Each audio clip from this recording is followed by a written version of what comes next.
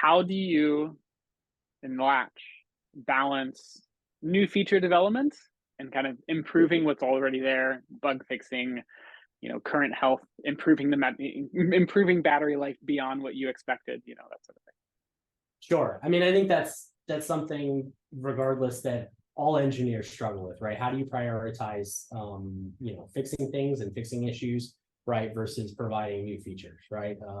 Your example of if the CEO is having a problem, like if he's the only one, that may not have the most impact, right, or may not be the best thing to focus on, right? So I think a lot of it is around what is going to have the most impact on our customers, and on our products, right? So if we are seeing that a particular product line is having a lot of issues, well, we may have a desire to push out a new feature.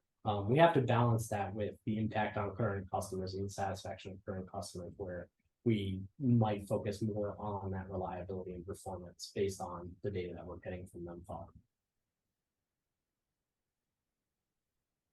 Got it. One of the and I think this, just adding a couple comments here, that maturity model chart where it's like you're going from reactive to proactive. I think without observability tools and without kind of knowing all the issues your devices are kind of getting into, I have felt in the past like drowning, drowning in so many issues, either from customer support or just the it doesn't work sort of customer support tickets, whether that's connectivity or battery life are the two most difficult ones in my opinion. And never feeling like you can get ahead of them. It's so hard to build new features when that is kind of the status quo and that is what you're going through. And it's been fun watching people kind of get through their integration into Memfault as well to feel like they're not drowning. They're like, cool, we fixed like 4 of these crashing issues that would have been the noisiest possible things if we had shipped them to production, or this was a really bad battery regression that we caught internally. We no longer have to experience that like customer support drowning of tickets. And yeah, you can, I guess, more reliably control how often you're going to be spending time on new feature development versus fixing the thing. Because if in Memfault you see that there's a battery regression, you have to go fix it.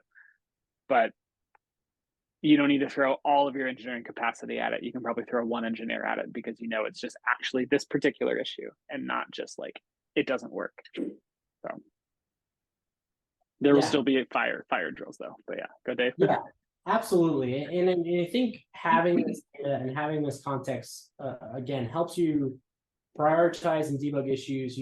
For example, right, we may see something that looks like an issue for connectivity, for example, right? We have our locks installed across thousands of buildings, right, if you will.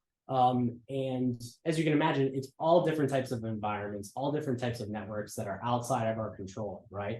And so having all this data can really help us be like, well, all the locks at this one building, right, that may have 100 locks are offline, right? And that may impact our overall metric, but having that full picture, we can be like, well, their network is likely just down. The chances of a firmware issue causing only locks at one building to be down is very low, right? If we have a true firmware issue around connectivity, we're going to see that across the fleet.